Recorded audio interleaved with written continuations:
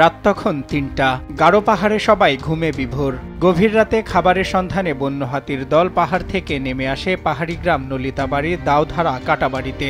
অবুঝ এই হাতির দল জানত না তার সামনে পেতে রাখা আছে মৃত্যুফাত বিদ্যুতায়িত জিআই তার, আর সেই তারে জড়িয়ে ঘটনাস্থলেই মারা যায় হাতিটি। পরে স্থানীয় বন বিভাগের লোকজন শহীদ মানকিং এর বাড়ি ঘেরাও করে বিদ্যুতায়িত করার জিআই তার উদ্ধার করে। স্থানীয় বন কর্মকর্তারা জানান, ইতোপূর্বে ওই বাড়ির লোকজনকে বিদ্যুৎ সংযোগ দিতে নিষেধ করা হয়েছিল।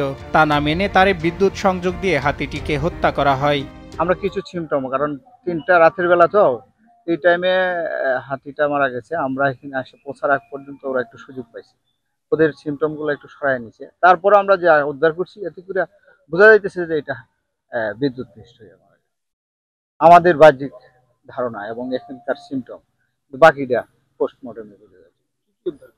এখানে তার এবং তার যে জয়েন দিছে, জয়েনের জায়গাটা আমরা দেখতে পাচ্ছি যে এখানে অতিরিক্ত একটা জয়েন কানেকশন বিদ্যুৎ সরবরাহ করে, এই দুইটা বুঝতে পারছি। এবং এটা ওনাকে আমরা বিগত আরো কয়েকবার সতর্ক করে গেছি এবং এখান থেকে তার অপসারণ করছি। আমরা কয়েকবার এসে অপসারণ করছি, ভদ্রলোককে বারবার বলে গেছি যে আপনারা এইগুলা করবেন না, যা কিছু লাগে আমাদেরকে বলেন, সহযোগিতা করবেন, কিন্তু তার দিবেন না, তার দিলে হাতি মারা যাবে।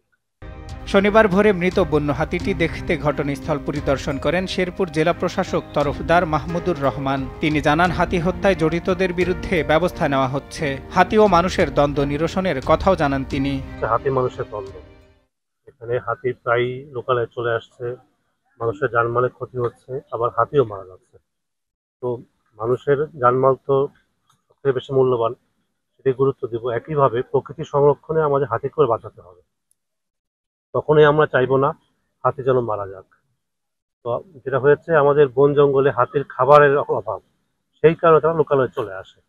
তো আমরা আমাদের যে টিমগুলো আছে তারা কাজ করছে মানুষকে বোঝানোর জন্য যেন হাতির উপর কোনো আক্রমণ না করে থাকি, তাহলে হাতি জঙ্গলে থাকবে, তারা খাবার খাবে, আবার চলে যাবে, এটাই হওয়ার কথা।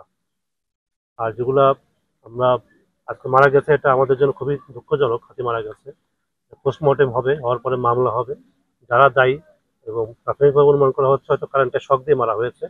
যদি এটি হয়ে থাকে এবং যারা সংশ্লিষ্ট সবাইকে আইনে আনা হবে। ভবিষ্যতে যদি এরকম না হয়, আমরা খুব তাড়াতাড়ি আরো বেশি উদ্যোগ নেব। আমরা খুব তাড়াতাড়ি এটা মাইকিং চলমান আছে, মাইকিং করব এবং নির্বাহী ম্যাজিস্ট্রেট নিয়োগ দেবো। তারা মাঝে মাঝে আসবে, মানুষকে বোঝাবে এবং আইন প্রয়োগ করবে। আশা করি আমরা সম্মিলিত প্রচেষ্টায়, সরকারের উদ্যোগে, আমাদের লোকাল প্রশাসনের উদ্যোগে এই হাতি মানুষের দ্বন্দ্ব কমে আসবে। মূলত খাবারের খোঁজেই বন্য হাতি আসছে লোকালয়ে। এমন অবস্থায় নিরীহ প্রাণীর মৃত্যুর মিছিল থামাতে কর্তৃপক্ষের দৃষ্টি দেওয়ার আহ্বান জানান স্থানীয়রা। নিউজ ডেস্ক, দেশ টিভি।